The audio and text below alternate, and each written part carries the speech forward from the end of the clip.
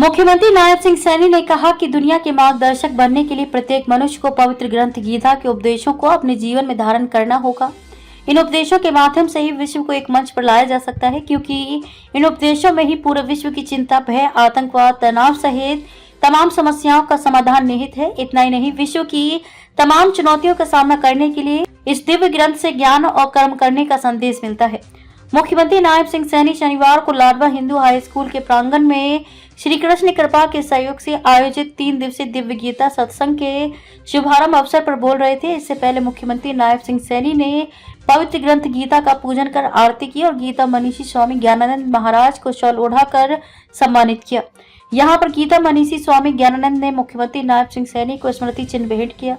इस कार्यक्रम में मुख्यमंत्री ने दिव्य गीता सत्संग के लिए 21 लाख रुपए की अनुदान राशि देने की घोषणा की है। मुख्यमंत्री ने कहा कि प्राचीन काल से संतों और गुरुओं ने अध्यात्म की सच्ची राह दिखाने का काम किया है। इसी परंपरा को गीता मनीषी स्वामी ज्ञानानंद आगे बढ़ाने के लिए एक संवाहक का कार्य कर रहे हैं। गीता मनीषी स्वामी ज्ञानानंद पवित्र ग्रंथ गीता के उपदेशों को विश्व के हर कोने कोने में प्रचार प्रसार कर रहे हैं। स्वामी ज्ञानानंद के प्रयासों से ही गीता जयंती के छोटे से समारोह को वर्ष 2016 से अंतर्राष्ट्रीय महोत्सव के रूप में मनाया जाने लगा है। अंतर्राष्ट्रीय गीता महोत्सव का आयोजन देश में ही नहीं अपितु Mauritius, London, Australia, Sri Lanka, Canada में आयोजित किया गया। इन कार्यक्रमों के सफल आयोजन में गीता ज्ञान संस्थानम का भी अहम योगदान रहा।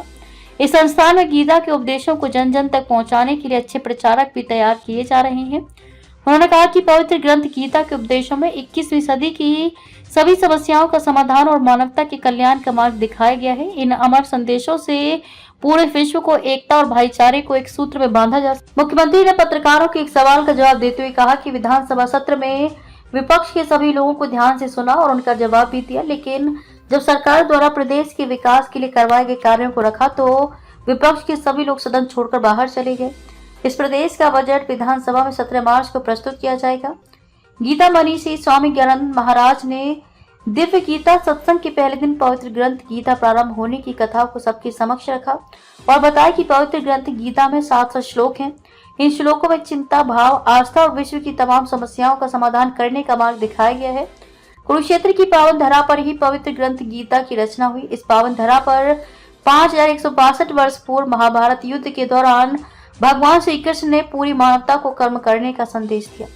गीता मनीषी स्वामी ज्ञानानंद ने पवित्र ग्रंथ गीता के पहले श्लोक की व्याख्या को हजारों श्रद्धालुओं के समक्ष प्रस्तुत किया। इस मौके पर सत्संग के संयोजक धीरज वालिया, मदन गर्ग, प्रदीप सहगल, अंकुश गोयल, अनिल गुप्ता, ओम प्रकाश, केसी खुराना, चेयरमैन मदन मोहन छाबड़ा, मानद सचिव उपेंद्र सिंघल, केडीबी सदस्य विजय नरूला, सतप्रकाश, पूर्व विधायक डॉक्टर पवन सैनी, भाजपा जिलाध्यक्ष सुशील राणा, प्रदेश सचिव राहुल राणा, चेयरमैन धर्मवीर मिर्जापुर, भाजपा नेता सुभाष कलसाना, रविंद्र सांगवान, नपा प्रधान साक्षी खुराना, मंडल अध्यक्ष नरेंद्र सिंह, विकास जालखेड़ी, अमरेंद्र, डॉक्टर गणेश दत्त आदि लोग उपस्थित थे। नरेंद्र मोदी जी उनको धन्यवाद करता हूँ, क्योंकि हमारे यहाँ हरियाणा में कुछ विपक्ष के लोग हैं, प्रमुख पदवियों पर हैं, बड़े बड़े दावे करते हैं, ये बोलते थे कि सारा कुछ नहीं है, उनको उसकी प्रक्रिया बोलते थे कि जल्दी हम आदरणीय प्रधानमंत्री जी से आग्रह करेंगे ताकि यहाँ से जल्दी लोगों की और इस क्षेत्र क्योंकि अनुसार महाराजा अग्रसेन एयरपोर्ट है, उस एयरपोर्ट के लाभ पंजाब के बहुत बड़े भाग को, राजस्थान के बहुत बड़े भाग को और हरियाणा के लोगों को बड़ा लाभ मिलेगा। और मैं इसके लिए जो मंत्रालय है सिविल एविएशन, उनका दिल से धन्यवाद करता हूँ।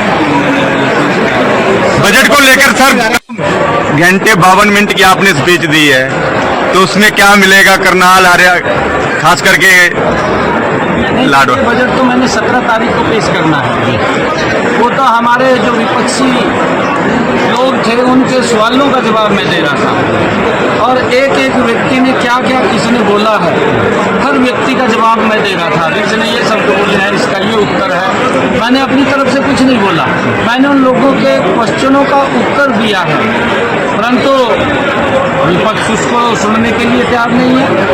अपनी बात तो कहता है, उनकी बात मैंने सुनी है, परंतु मेरी बात सुनी नहीं, भाज गए।